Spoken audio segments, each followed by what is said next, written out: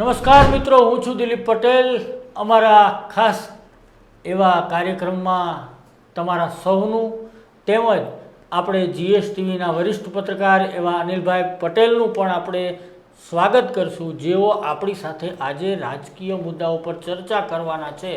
તો અનિલભાઈ, તમારું ખૂબ ખૂબ સ્વાગત છે.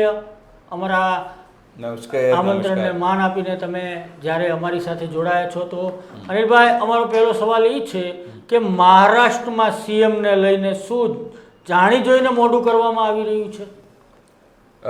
જાણી જોઈને મોડું કરવામાં આવી રહ્યું છે એવું દેખાડો કરવામાં આવી રહ્યું છે. એ બતાવવાનો પ્રયત્ન કરવામાં આવી રહ્યું છે કે શિંદે જે છે એ સીટ માંગી રહ્યા છે. અજીત પવારની પણ ઈચ્છા છે. એમના કાર્યકર્તાઓને ક્યાં કહેવામાં આવી રહ્યું છે કે તમે જઈને કહો, જેથી મીડિયામાં જે માહોલ બનાવી શકાય. શું તમને લાગે છે 130થી ઉપર સીટો મેળવીને બીજેપીને કોઈ ધમકાવી શકે ત્યાં? એ તો એક મિનિટમાં 10, 15, 50, 10, 15, 20, 30 સીટો તો કોઈને પણ તોડી શકે છે. તો પછી કેમ આ મીડિયા, આખું મીડિયા કે ગોદી મીડિયા તમને દેખાડી રહ્યું છે કે મૂળ મુદ્દાથી તમારું ધ્યાન ભટકાવી શકે? મૂળ મુદ્દો ત્યાં શું છે અત્યારે? મૂળ મુદ્દો એ છે કે લોકમત કરીને ત્યાં એક મોટો મીડિયા સમૂહ છે. એણે આખું જે પોતે સંશોધન કરેલું છે, પોતે તપાસ કરેલી છે કે 95 સીટ એવી છે જ્યાં જેટલા મત પડ્યા છે એમાં કેટલીક જગ્યાએ એનાથી વધારે ગણાયા છે અથવા તો એનાથી ઓછા ગણાયા છે. એનો જવાબ ઇલેક્શન કમિશન પાસે નથી. 10,000થી નીચે, 5,000થી નીચે, 2,500થી નીચે, 1,000થી નીચે કેવી રીતે થયા છે એનો જવાબ નથી. બીજી વાત, નાંદેડ કરીને લોકસભા સીટ, ત્યાં કોંગ્રેસ જીતી, એટલે ત્યાં બાય ઇલેક્શન હતું. સાથે એની અંદર એ લોકસભાની અંદર 6 વિધાનસભા સીટો આવે. લોકસભાના ઉમેદવારને લગભગ 5-5.5 લાખ વોટ મળે છે. જ્યારે ટોટલ વિધાનસભાની વાત કરીએ તો એમાં 6 સીટોમાં મળીને માત્ર 4.5 કે 4.25 લાખ વોટ પડે છે. તો સવાલ એ છે કે લોકસભામાં કેવી રીતે 1.25 લાખ વોટ વધી ગયા અને વિધાનસભામાં કમ રહ્યા? અથવા તો જે લોકો વોટ આપવા આવ્યા, શું એ લોકોએ જો લોકસભામાં ત્યાં કોંગ્રેસને મત આપ્યો અને વિધાનસભામાં દેવેન્દ્ર ફડણવીસ, એકનાથ શિંદે અને અજીત પવારને મત આપ્યો? એવું બની શકે? 2 EVM મૂકેલા હોય, જે માણસ આવે કોંગ્રેસને દબાવે, અહીંયા કોંગ્રેસને દબાવે, અથવા કોંગ્રેસ દબાવીને બીજેપી દબાવે, અથવા બીજેપી દબાવે અથવા બીજેપી દબાવે. એ 3 જ ઓપ્શન છે તમારી પાસે. અથવા તો નોટા દબાવે, ચોથું ઓપ્શન આપણે એવું માની લઈએ. પણ એવું તો ના હોય કે એકમાં મત આપે ને એકમાં ના હોય. ચલો આપણે માની લઈએ, ચલો એકમાં મત હોય ને એકમાં એની ઈચ્છા ના પણ હોય આપવાની. પણ આ રેર કેસ છે. આવું દર ચોથો મત ત્યાં તમે જુઓ ભાજપને પડતો હોય, એવું સેટિંગ કરી શકાય છે એવું નિષ્ણાતો માને છે. હું નથી કહેતો, એવું એલન મસ્ક પણ માને છે. એલન મસ્ક એટલે વિશ્વના સૌથી ધનાઢ્ય વ્યક્તિ. ટેસ્લા અને મોટા મોટા જે ઇન્ટરનેટ ગ્રહો બનાવવાવાળા વ્યક્તિ. પણ અમારા રાજીવ કુમાર એ વાતને સ્વીકારતા નથી. બીજી વાતો હજુ પૂરી નથી થઈ દિલીપભાઈ. બીજી વાતોમાં એક આખું ગામ સમજો, ત્યાં ગામની અંદર 312 વોટ, 312 વોટ, પણ જ્યારે એની પેટી ખુલે છે તો એમાં 620 વોટો નીકળે છે. તો 312 જ હતા તો 320 વોટ કેવી રીતે નીકળી શકે? અને એમાં બી આવે છે કે આને આટલા, આને આટલા, આને આટલા. એનો મતલબ એ ગણાઈ ગયું. એમાં ક્યાંક લોચા થયા છે, લખવામાં લોચા થયા છે, ફિડિંગ કરવામાં લોચા થયા છે. એનો જવાબ ઇલેક્શન કમિશન પાસે નથી. નંબર 1. નંબર 2, નંબર 3, એક આખું ગામ જેનું કહેવું એવું છે કે અહીંયા તો મારે માત્ર કોંગ્રેસને જ વોટ આપીએ છીએ, અમે બીજેપીને ક્યારે વોટ આપતા જ નથી. સાચી વાત. છતાં એ બૂથમાં કોંગ્રેસને 0 વોટ નીકળે છે. ચોથી ઘટના, આજે મોટી મોટી ઘટના સોશિયલ મીડિયા પર બહાર આવી એની વાત કરું છું. દહીસરમાં મહારાષ્ટ્ર નવનિર્માણ સેનાની રાજ ઠાકરેની પાર્ટીના ઉમેદવાર, એમને માત્ર એમના બૂથમાં 2 વોટ નીકળે છે. જ્યારે એનું કેવું એવું છે કે હું, મારી વાઈફ, મારી દીકરી, મારી મધર, 4 વોટ તો મારા ઘરના છે. બાકી મારા રિલેટિવ, મારી બેન, મારી મારા ઢીકણા, મારા ઠોંકણા, આવું કરીને 60 વોટ નીકળે છે. છતાં મને 2 વોટ મળે છે. એનો મતલબ શું? એમાં ક્યાંક લોચા છે. એનો જવાબ પણ નથી. સીધી રીતે જે સંજય રાઉતે આરોપ લગાવ્યો તો આવા 450 કમ્પ્લેનો તેમણે કરી હતી ઇલેક્શન કમિશનને, આવી 450, પણ એનો પણ કોઈ જવાબ ઇલેક્શન કમિશને આપ્યું નથી. એ સિવાય અલગ અલગ પ્રકારના વિડીયો, અલગ અલગ પ્રકારના નોંધો, અલગ અલગ પ્રકારની ફરિયાદો, ક્યાંક ધનંજય મુંડેની વાત આવે છે, તેના ગુંડાઓ, કથિત ગુંડાઓ જે છે એ લોકોને રોકી રહ્યા છે કે તમે કોંગ્રેસમાં મતદાન ના કરી શકે, એમને ધમકાઈ રહ્યા છે, મારી રહ્યા છે. આવા વિડીયો શું ઇલેક્શન કમિશન પાસે નહીં ગઈ હોય? તો સ્વાભાવિક ગયું હશે. પત્રકારોને મળતા હોય તો ઇલેક્શન કમિશનની સાઇટ ઉપર પણ ગઈ હશે, પણ કોઈ પગલાં લેવાયા નહીં.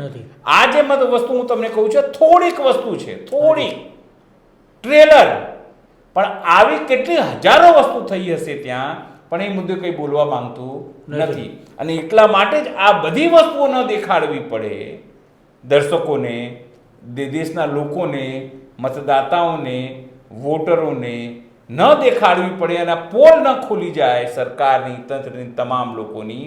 એટલા માટે આ લોકો આ નાટક કરી રહ્યા છે.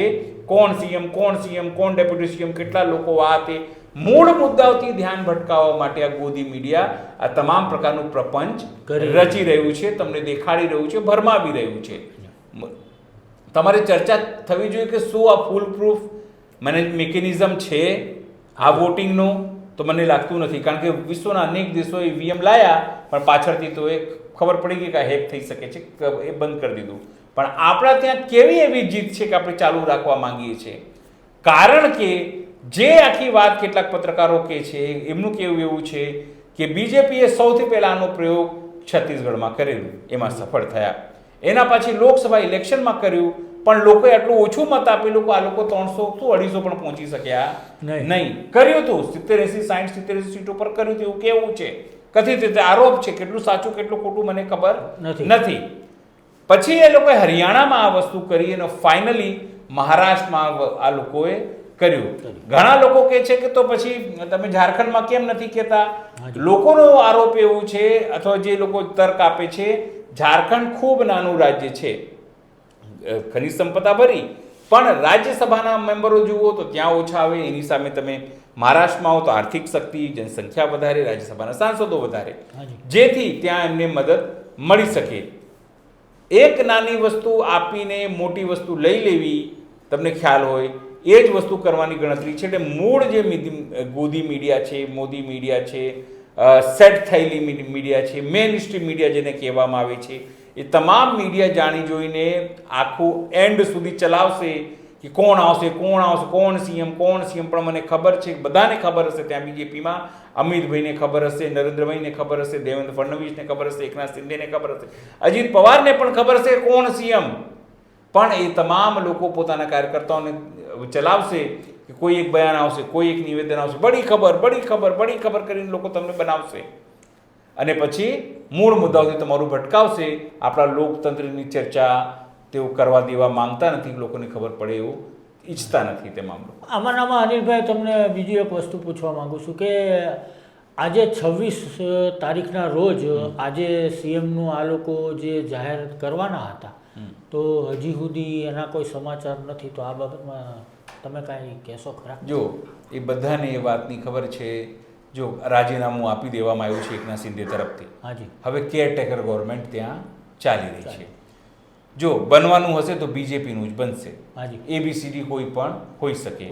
એ એવો વ્યક્તિ હશે જે કેન્દ્રની સાથે તાલ મિલાવી શકે, બરાબર? એ વ્યક્તિ RSS સાથે તાલ મિલાવી શકે, ગઠબંધન સાથે રાખી શકે. કારણ કે ગઠબંધન નહીં રાખે જે પણ વ્યક્તિ અથવા બીજેપી પોતે, તો બધાને એવું થશે કે જો આ યુઝ એન્ડ થ્રુનો ઉપયોગ કરે છે. પહેલા ઉદ્ધવનો ઉપયોગ કર્યો, એટલે એમના પપ્પાનું, બાલાસાહેબ ઠાકરેનું, શિવસેનાનું, બધાનો ઉપયોગ તેઓ કરે છે. એવી છાપ ન જાય એના માટે તેઓ બધાને સાથે રાખશે અને માહોલ બનાવશે. જો બનવું હશે તો દેવેન્દ્ર ફડણવીસ બનશે, જો મરાઠામાં બનાવવું હશે તો રાવ સાહેબ દાનવે છે. એ સિવાય બી તમને ખબર હોય તો બીજેપી અને અમિત શાહ અને નરેન્દ્ર મોદી જે છે એ કોતરામાંથી બલાડું કાઢવામાં માહેર છે. જેની ચર્ચા બધું થાય એને તેઓ આપતા નથી. ગુજરાતમાં પણ આપણે જોયું છે કે કઈ રીતે નરેન્દ્ર મોદીએ પોતાના અનુગામી અમિત શાહને નહીં પણ આનંદીબેનને બનાવ્યા. આનંદીબેન પછી અનેક ચર્ચાઓ થતી હતી કે નીતિનભાઈને બનાવી શકે, પણ બનાવ્યા કોને? વિજય રૂપાણીને. વિજય રૂપાણી પછી પણ અનેક ચર્ચાઓ થતી હતી, પણ કોને બનાવ્યા? તો ભૂપેન્દ્રભાઈ પટેલને. અત્યારે પણ હજુ પણ ચર્ચા થાય છે, કોને બનાવશે એ કોઈની ખબર હોતી નથી. રાજસ્થાનમાં તમે જુઓ, છત્તીસગઢમાં તમે જુઓ, ઓડિશામાં જુઓ, મધ્યપ્રદેશમાં જુઓ. અનિલભાઈ, મારો સવાલ એ હતો કે આજ છેલ્લી તારીખ છે સીએમ માટેની. ના, તો હું તમને એવું છે, તમને હું એ જ કહું છું કે હવે કેરટેકર ગવર્મેન્ટ નિમાઈ ગઈ છે. હાજી, રાજ્યપાલ પાસે પાવર છે. કાલે જઈને તેઓ શપથ લઈ લેવાના છે. કેરટેકર એટલે કોઈ નિર્ણય ન લઈ શકે. હાજી, સીએમ તરીકે તમામ પ્રકારના એના હોદ્દા ચાલુ, હાજી, એને તમામ પ્રકારની જે વ્યવસ્થાઓ છે, એને તમામ પ્રકારની સિક્યોરિટી છે, એનું સીએમ હાઉસ ખાલી નહીં થાય, તમામ મુદ્દો ખાલી કરશે, પણ કોઈ નિર્ણય લઈ શકે નહીં જ્યાં સુધી કોઈ નવો સીએમ આવી જાય નહીં. એટલે કાલે શપથવિધિ છે. મને લાગે છે કાલે સવારે બધાને ખબર પડશે કે સીએમ કોણ હશે. ઓકે ભાઈ. અનિલભાઈ, બીજો સવાલ એ છે કે લોકમત છાપાના તપાસમાં ઘણી બધી અનિયમિતતાઓ જોવા મળી છે, તો તેનું કેટલું ગંભીર છે? ખૂબ ગંભીર છે. ખાલી લોકમત નહીં, વોટ ફોર ડેમોક્રેસીની તમે વાત કરીએ, એ સિવાય અલગ અલગ સંસ્થાઓ પોતાની રીતે જે એનાલિસિસ કર્યું છે, એમાં ઘણી બધી અનિયમિતતાઓ સામે આવી છે. આપણે સ્કેમ ન શીખીએ, આપણે એને ગોટાળો ન શીખીએ, પણ અનિયમિતતાઓનો લાભ કઈ રીતે લીધું ભાજપે, એને કોના માધ્યમથી લીધું એ બધાને ખબર છે. તમે જે વાત કરી એ મહત્વપૂર્ણ વાત. જો લોકમતે જે જાહેર કર્યું 95 સીટ ઉપર તેઓએ સર્વે કર્યું, એ બી ઇલેક્શન કમિશનની સાઇટ ઉપર જઈને. એવું નહીં કે એ લોકોએ પોતે ડેટા ભેગા કર્યું હોય. ઇલેક્શન કમિશનનું ડેટા ભેગું કરવાનું, એમાં એનાલિસિસ કરવાનું, અને એના પછી તો એ બહાર પાડ્યું કે 95 સીટ એવી છે ત્યાં ગડબડીઓ થઈ છે, અથવા જેટલા વોટ પડ્યા છે એટલા ગણાયા નથી. જે ગણાયા નથી એ ક્યાં ગયા કોઈને ખબર નથી. બધાને એ વાતનો અહેસાસ છે દિલીપભાઈ કે તમે કેટલો પણ ફરિયાદ કરશો કોઈ તમારું સાંભળશે નહીં. આજે સંવિધાન દિવસ છે ને, બધાને ખબર છે ને. હાજી, રાહુલ ગાંધી હોય, વિપક્ષના તમામ નેતા હોય, તમામે સ્પષ્ટપણે હવે કહી દીધું છે કે અમે રસ્તા ઉપર ઉતરીશું, જનતા પાસે જઈશું. પણ સવાલ એ છે, બાબુ ક્યારે? રાહુલ બાબા ક્યારે જશો? બધું પતી જશે ત્યારે જશો? એક પછી એક. આ જ્યારે વિપક્ષ મુક્ત, નરેન્દ્ર મોદી કહેતા હું કોંગ્રેસ મુક્ત ભારત ઈચ્છું છું. રાજીવ આપણા અગ્રવાલ કહે છે, રાજીવ કુમાર અગ્રવાલ, હું વિપક્ષ મુક્ત જ કરી દઈશ. કોંગ્રેસ તો બરાબર છે, આખું ઇન્ડિયા ગઠબંધનને પતાવી દે. અનિલભાઈ, હું આજે રાહુલજીનો વિડીયો જોતો હતો, બરોબર, લાઈવ હતું, તો અઢી મોટી હતું તો એનો છે ને માઇક ચાલુ જ નહોતા, બંધ થઈ ગયા, તો બી ઊભા રહ્યા. લોકો બધા એવું કહેતા હતા કે રાહુલજી અહીંયા આવતા રહો, એમ કે ટેકનિકલ ઇસ્યુ છે એમ. તો પણ રાહુલ ગાંધીએ ના પાડી કે ના, હું જે મારી વાત છે એ કે બધાને. એણે એનું જ મજા લઈને એને વાત કરી, આખું રમૂજી ઘટના બનાવી દીધી કે મારું માઇક બંધ કરી દેશો, મારું આ કરી દેશો, મારું તે કરી દેશો, છતાં હું અહીંયા રહીશ. રાહુલ ગાંધી સાહેબ લડાઈ લડી છે, પણ આપણે મૂળ જે મુદ્દો કરી રહ્યા છીએ, તમે વાત કરી સીધી રીતે વોટ ફોર આની લોકમત, પણ એની સામે જો તમને વાત કરું તો વોટ ફોર ડેમોક્રેસીએ પણ આવા જ પ્રકારનું જે પોતાનું સર્વે જે છે અથવા પોતાનું એનાલિસિસ કર્યું છે. એણે કીધું છે કે મહારાષ્ટ્રમાં 76 લાખ મતદાતાઓ જ્યારે વોટ પત્યું એના પછી જે વોટ શેર વધ્યા 7 થી 8%, એ વધતા ત્યાં દેખાયા. પર બૂથ ઉપર 26,000થી પર વિધાનસભામાં 26,000 મતો વધ્યા. હવે તમારે લિસ્ટ કાઢવું પડે કે 26 અથવા 26,000 કરતાં ઓછા મતો ક્યાં ક્યાં બીજેપી જીતી છે. તો તમારી પાસે લિસ્ટ આવશે, એવી કમસે કમ 100 સીટોની લિસ્ટ આવી જશે. તો શું ત્યાં ગડબડીઓ થઈ છે? શું એનો કોઈ ખુલાસો ઇલેક્શન કમિશન પાસે છે? શું એક ઉદાહરણ તો એવો પણ છે કે એક ગામની અંદર વોટ જ ના મળે, એટલે કેવી રીતે શક્ય છે? MNSમાં કે ભાઈ મારા 4 જ મત હતા, એ કેવી રીતે શક્ય છે? આ કોઈ પણ વસ્તુનો જવાબ જે છે ઇલેક્શન કમિશન પાસે નથી.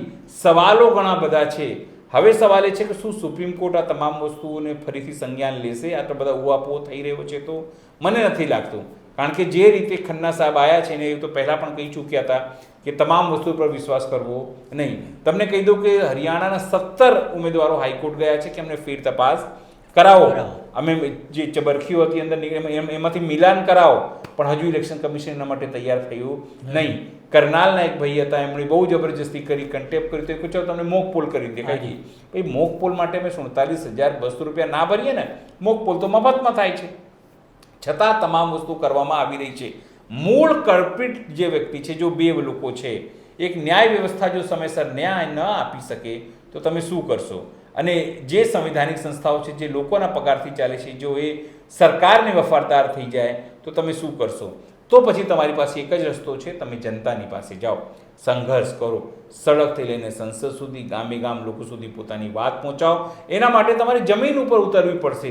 રોજ તમારે નક્કી કરવી પડશે કે તમારા વોટ લેવલનો જે પદાધિકારી છે રોજ 20 કિલોમીટર ચાલીને જનસંપર્ક કરશે. તમારો જે શહેર લેવલનો અધિકારી છે રોજ 50 કિલોમીટર ચાલશે સવારથી લઈને સાંજ સુધી, અથવા તો આખા અઠવાડિયા દરમિયાન 50 કિલોમીટર ચાલશે અને લોકોને જાગૃત કરશે. એના લેવલનો અધિકારી હોય તો એ વધારે ચાલશે. લોકો સુધી જ્યાર સુધી તમે સંપર્ક કરીને પોતાની વાત નહીં સમજાવો ત્યાર સુધી આવી લૂંટેલી, આવી તૂટેલી, આવી ડકેત કરેલી, આવી ચોરેલી જીતનો કોઈ મતલબ નથી. વારંવાર બીજેપી આવી રીતે જીતશે. વિપક્ષ ખાલી વાતો કરશે ને કંઈ નહીં કરે તો આખા દેશને, જો એ લોકોને કોઈ મોંઘવારીની ચિંતા નથી, જે લોકો મોટા નેતા હોય એમને ખબર છે આઈફોન તો આવી જ જવાનું છે મારી પાસે, સાંજે શું ખાઈશું. જો સામાન્ય લોકોની ચિંતા હોય છે કે દાળ ભાત રોટલી મળી જાય ને બહુ છે, પણ એ લોકોને ટેસ્ટ હોય છે કે સાંજે આપણે જે છે ને પિઝા ખાઈશું ને પિઝામાં પણ આવા 50 પ્રકારના પિઝા આવશે એ ખાઈશું. નોનવેજ વાળા તો ખબર નહીં શું શું ખાય છે આપણને ખબર ફિક્સ જ છે. હા, ને એમાં પણ હાથી ખાય, ઊંટ ખાય, આપણને ખબર પડતી નથી. સાપ કે આજે ફોન કરી દે, આજે ભાઈ સાપ બનાવી દેજે, આજે સાપ ખાઈશું આપણે, અને સાપ બી ઉત્તર ભારતનો હોવો જોઈએ એવું કહી દેશે. એટલે કુલ મળીને વાત એટલું જ છે કે એ લોકોને તકલીફ નથી, તકલીફ સામાન્ય લોકોને છે. અને જો વિપક્ષ ના લડતું તો આવા વિપક્ષની આપણને જરૂર નથી. તો પછી જનતાએ હીરો થઈને બહાર નીકળવી પડે. જેમ વ્યક્તિગત હું કહું છું કે ગાંધીના દેશની અંદર ગાંધીના માર્ગે જ તમામ પ્રકારના આંદોલન થવા જોઈએ, પણ તમારી પાસે રસ્તો ન હોય તો અનેક પ્રકારની ક્રાંતિઓ થઈ છે, બધાને ખબર છે. પણ ગાંધીએ હંમેશા ગાંધીની વાત કરી છે, પણ લોકો રસ્તા પર તો ઉતરે, લોકો ઘેરાવ તો કરે, લોકો લાઠીઓ તો ખાય, લોકોના હાડકા તો તૂટે. આંદોલન કરતા તમે કરશો તમામ વસ્તુ તમારી જોડે થવાની, કારણ કે સત્તા પક્ષ ક્યારેય નહીં ઈચ્છે કે તમે રસ્તા પર ઉતરો, પણ ન્યાય માટે, લોકોના ભવિષ્ય માટે, દેશના ભવિષ્ય માટે, દેશની લોકશાહી માટે વિપક્ષે રસ્તા ઉપર ઉતરવું જોઈએ. તો આ જ બાબતે એક અનિલભાઈ બીજો સવાલ છે કે મહારાષ્ટ્રમાં જે રીતે પરિણામ આવ્યું છે તેના માટે વિપક્ષે ડીવાય ચંદ્રચૂડને જવાબદાર ઠેરાવ્યા છે. સંજય રાઉતે ખૂબ સ્પષ્ટપણે આ વાત કરી છે દિલીપભાઈ.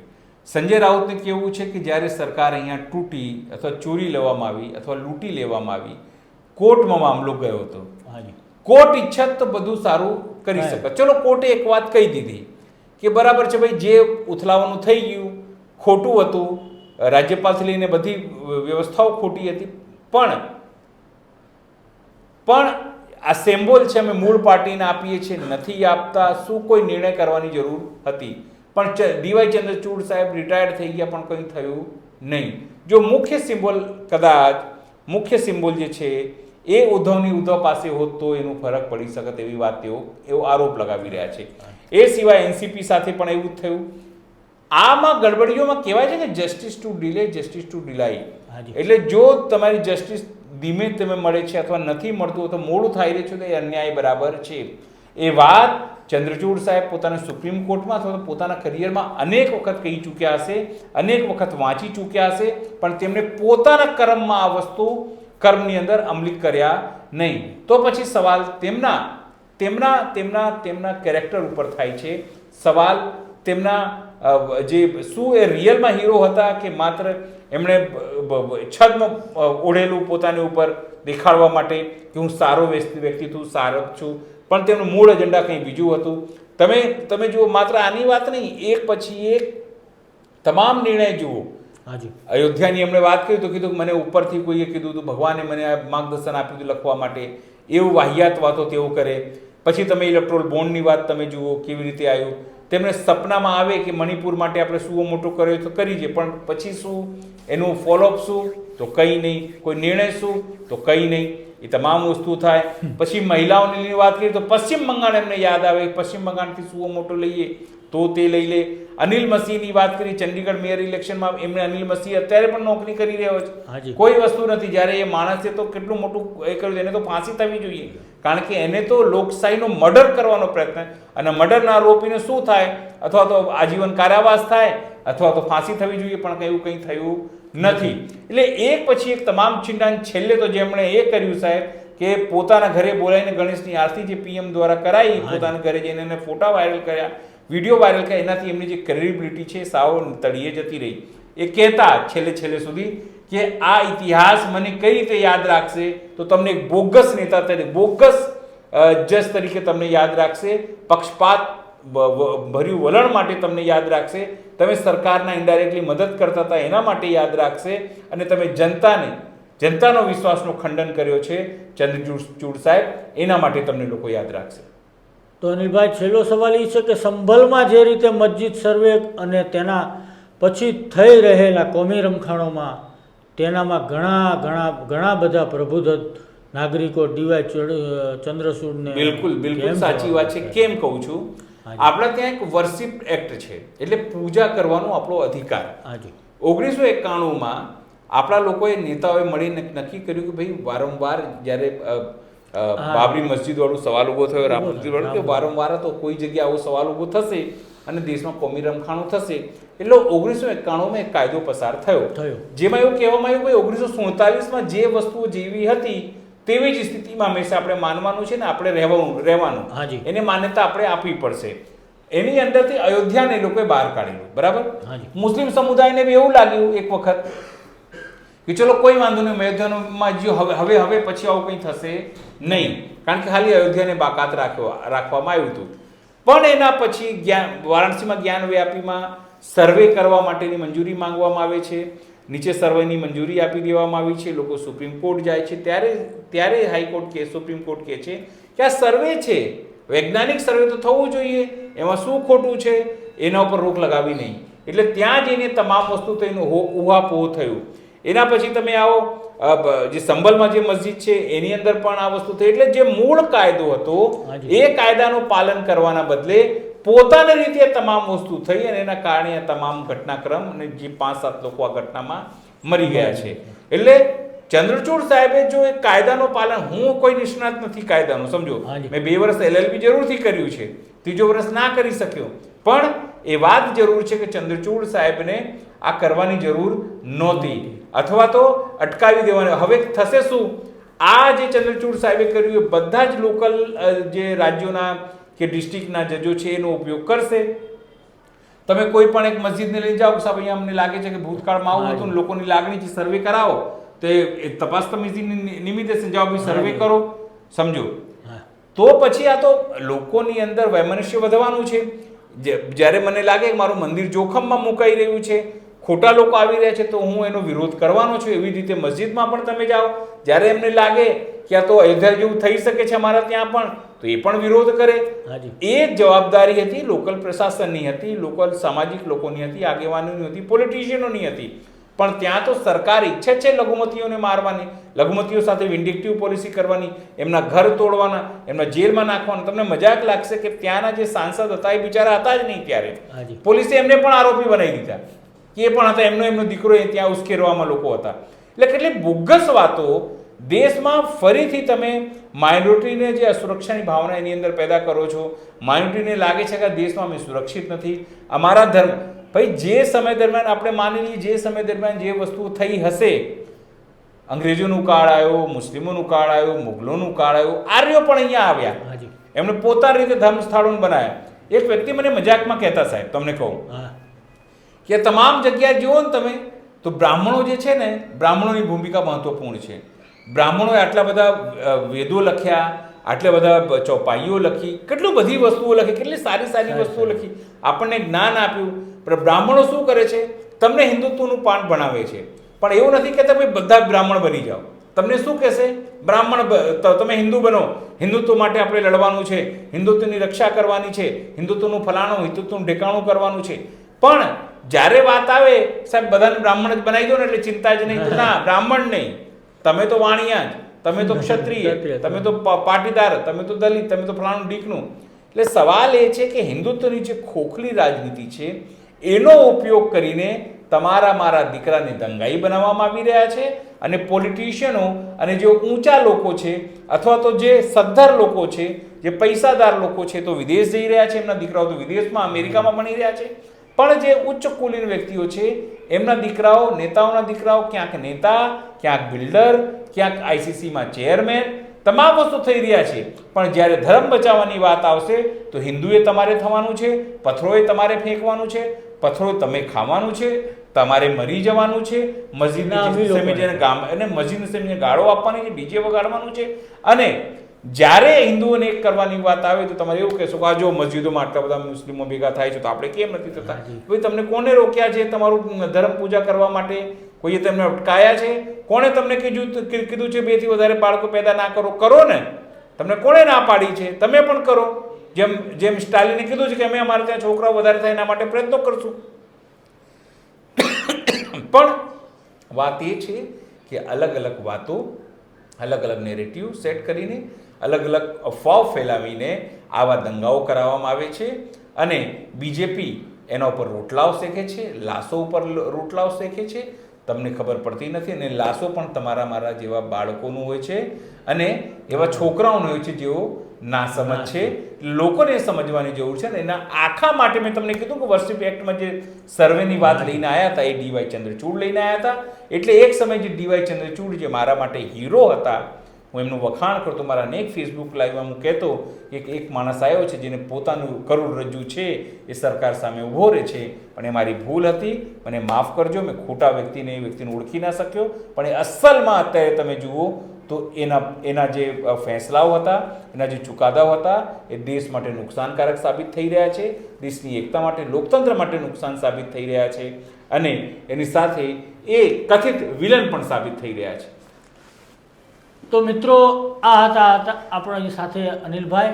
અનિલભાઈ, તમારો ખૂબ ખૂબ ધન્યવાદ. ધન્યવાદ. અમારી સાથે જોડાયા તે માટે. દર્શક મિત્રો, અમારી ચેનલ જોતા રહો, સબસ્ક્રાઈબ કરો અને નીચે બેલ બટન દબાવો.